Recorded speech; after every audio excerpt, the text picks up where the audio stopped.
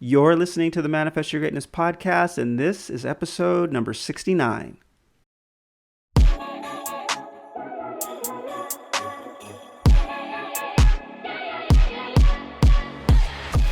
you have a goal that you'd love to accomplish, but just don't know where to start?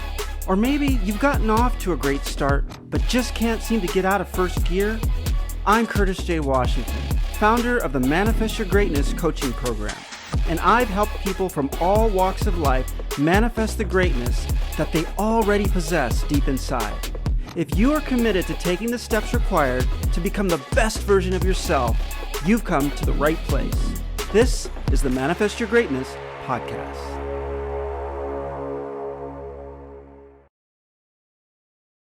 Hi, everyone. Thank you so much for taking the time to join this episode of the Manifest Your Greatness podcast, where we explore practical and actionable steps that you can take to help you manifest the greatness that you already possess deep inside.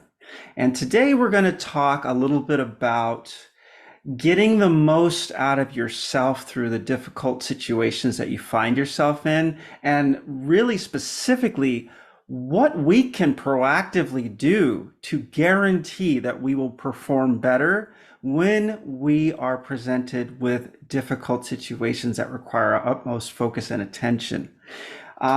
So we've all been there, right? You're trying to get something done. You feel overwhelmed. Your brain starts to wander. You start to think, can I do this? I don't know. You can get a little bit frustrated. You become easily distracted. And you can even start to question whether or not this is something you're capable of and if this is something you should be doing. And maybe it's all wrong. Maybe I should just not do this at all. Maybe I should just give up and do something else. And this could be on any scale. This could be just on a specific assignment you're going through. It could be career, it could be school, it could be one class, it could be a major, this could be on any level, any scale. We all have been in these situations, right? Where we really kind of question, hey, am I made for this? Can I get through this? And what I want to talk about specifically is what happens in here when we find ourselves in situations like that. And I'm sure that everyone can relate to this, but I'm going to play back kind of how this dialogue goes, because it's a dialogue. We are saying to ourselves, this is what we want to do. We can do this. We're going to push through. And all of a sudden there's this voice saying, maybe this is not the best thing for you to do. Maybe you should take it easy today. Maybe you should just give up. Maybe you should try something else. Maybe this isn't who you thought you were. And you can get this dialogue going to the point where you can, your brain, can convince yourself that, you know what? Yeah, let's call it quits. And I'm not saying that in some cases it's very important to know your limits, or it's very important to also know where your interests lie, because you don't want to be stuck doing what isn't aligned with who you are. That I'm not saying, it's a sunk cost to start doing something and to get to a point and realize that this isn't for you. But at the same time, I'm not advocating giving up on your dreams, giving up on your goals, giving up on things that you have a why that's so strong that you really want to see it through, and then you end up getting sideswiped by these thoughts that are going through your mind, and it makes you just kind of give up. That's what we're trying to avoid here.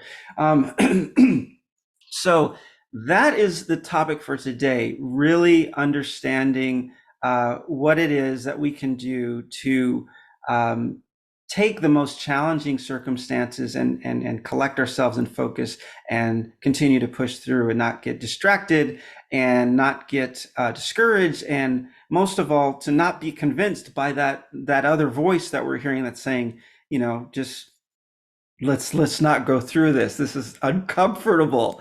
This is painful. This is stressful. Why am I putting myself through this? Let's just stop. That's the voice we're talking about combating today. And it's not exactly combating. It's more of actually kind of, controlling it. It's kind of putting it in its spot, kind of letting it know, hey, I know you're there, but not the right time, not the right time. Okay, you go sit over there, and you can worry all you want. Right now, this is where I need to be. I need to be here, focusing.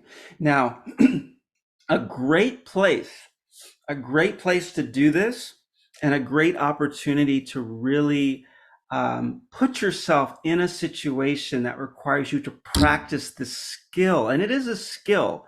It's a skill that you can hone. A great way to practice this skill is through physical exertion. It's through physical activity. It's through pushing yourself, and pushing yourself to get stronger and to break through some of the physical boundaries that you think you may have, whether that be a particular sport or just in the gym, with weights or whatever it is. But this is important. And more specifically, if we want to take a look at this, excuse me, we want to take a look at this on a grander scale. We can think about physical exertion in two different ways, and everybody knows about there's sprinters and there's marathon runners. Let's use that as an example. So the sprinter is pushing themselves with everything they have over a short period of time. They're doing also, probably interval training, weightlifting, things like that. So they have a schedule of other exercises that they're doing, and they're pushing themselves as hard as they can for short bursts, right? Weight training is like this. You're pushing, and you're getting through it, and then it's done. You get a break, and you push through it, you get it, and then you get another break. Endurance is long term, of course, and you have to actually settle in and keep pushing yourself, and keep pushing yourself, and keep pushing yourself, and keep pushing yourself.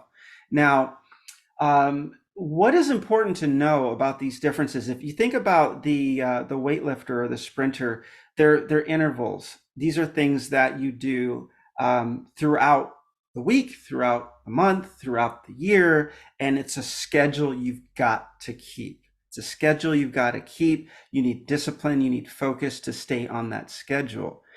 So it's repetitive, and that's very important to remember. So like any routine you have, whether it is doing some extra studying, or if it's going to the gym, whatever it is, a routine is critical, and a routine will help you get that focus, and it will help you kind of be able to work on controlling that voice. Because if you have a routine in place, eventually that voice gets a little quieter, right? Because it's always harder to get started in a routine, especially something that's new, something you've never done before, and you're really trying to get up to a point where it becomes part of what you do every day. And that takes time, and it takes effort, right? And it takes changes, arranging things differently in our schedule. And during that period, that's when that voice is the loudest, right? That's when the voice is saying, "What the hell are you doing? You used to have time to do this. You used to do that. You used to," and now all of a sudden you're trying to move all of these fun times, and these things that you really enjoyed, and you're trying to push them aside and set this time for this painful activity. You're trying to get up earlier, not sleeping in anymore. You're making these adjustments, and that voice is loud. It's like, what are you doing? I was happy the way things were. This is uncomfortable. This is uncomfortable. But once you get into that routine, then it becomes easier, right? Because the voice gets quieter, because it's becoming internalized, right? It's something that you do all the time, and your mind has settled into that and gone, okay, it's 5 o'clock in the morning. Curtis is going to get up, and he's going to go to the gym no matter what I say. So that's kind of that process. That's one way that we can start working towards getting that mind to really not listen to that voice that's trying to talk us out of doing things that we really know we should be doing, and that we want to do, and we have really good reasons for doing. I'm not just saying do it for the sake of doing it. You got to know why. But once you know why, and you get that routine going, then that voice gets quieter. So that's the intervals. That's the routine. Now that's critical. However, there's also the endurance piece of it. And to really kind of drill into that, I think long distance running or whatever sports you do is a good way to really think about how this is kind of next level. This is really when your mind is really going all over the place and really wants you to stop and has many opportunities to make you want to stop because you're just continuing to go and to go and to go. So before we get into running, I just wanted to point out something that's kind of funny, an experience that I had. I race outrigger canoes. I race six-man canoes, and our coach. It's if you're not familiar with outrigger canoe paddling, it's six people in a canoe, and it's really important to get your timing right when you're paddling, because if your blades don't hit the water at the same time, it slows the canoe down.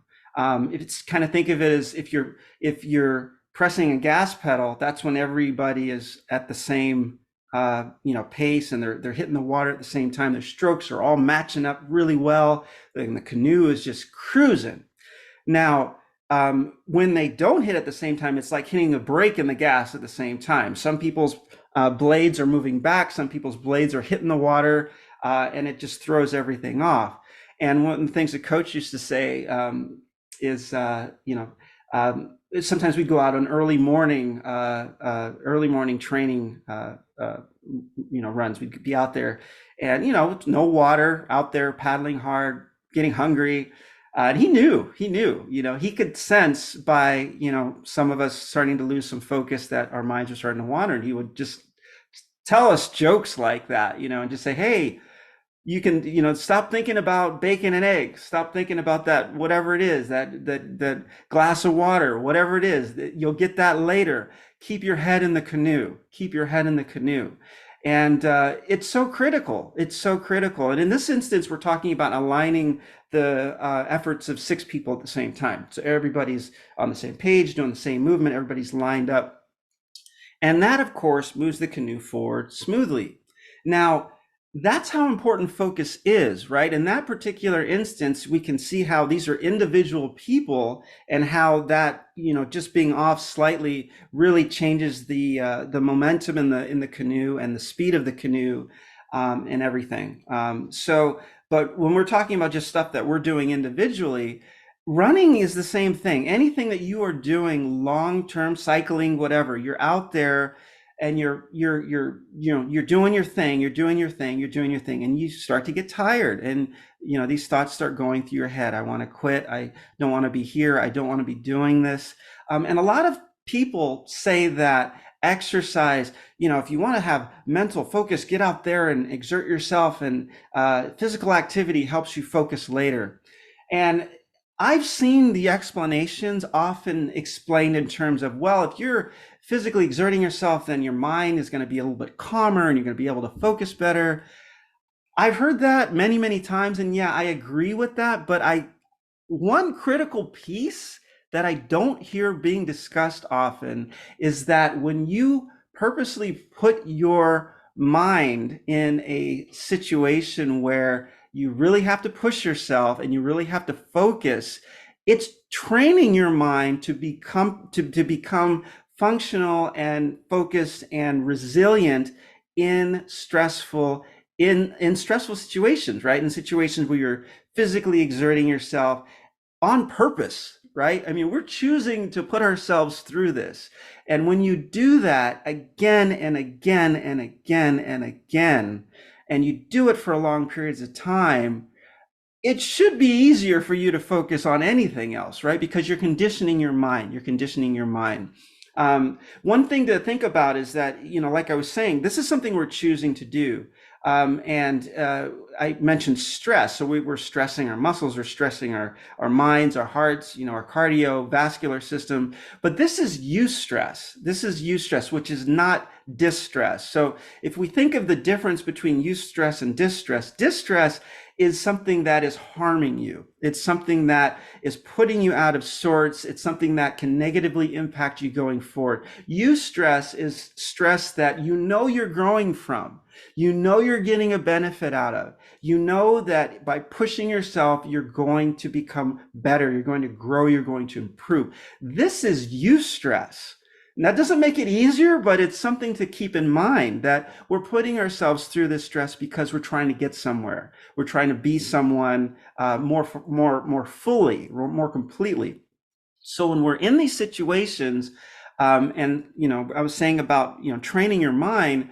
When you are running or you're on a bike and you've got miles and miles to go, or hours to go or whatnot, and you just got to keep pushing through, pushing through, pushing through. I've heard people say, "Oh, I try to think about something else." Those aren't the people typically that are really the athletes that are next level, that are really moving forward and pushing themselves and improving and improving and improving. Those are people trying to get through a workout. The people who are saying, I just, I try to imagine I'm not there, or, maybe I can listen to an audiobook. And I'm nothing against audiobooks. I love audiobooks. But if you're focusing on improving your physical and mental strength and you're really paying attention to it, there's no time for that. You can have music on because music can be motivating, but to focus on anything else where you have to think about, what did they just say? You're doing yourself a disservice if you're really trying to push yourself forward and really focus on how you can get better if you're also trying to listen to someone else talk.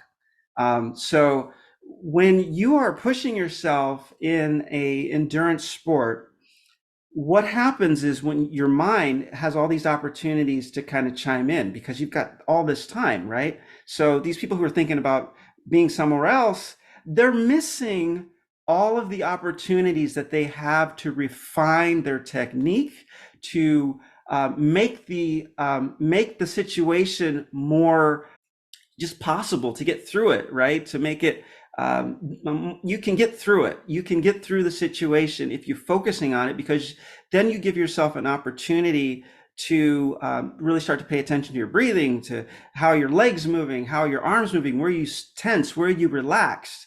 Where's your focus? Where's your focus? And by doing that, when that voice pops up, right, and saying, we should quit, we should quit, we should stop. Why are we doing this? Let's go take a nice shower and call it a day. Let's go back to bed. Let's cut our workout short. Oh, yesterday we did 10 miles. Today, let's just do 5. I'm tired. Let's just call it, right? Every time that voice continues to come up and you continue to uh, pull yourself back to focus, that is really that's really helping you learn and helping you internalize how your thought process, how powerful your thought process is, how powerful you can be and how focused you can be in situations that are extremely uncomfortable. And that's training. That's training. That's a skill. And you just got to keep working that. It's a muscle just like any other muscle.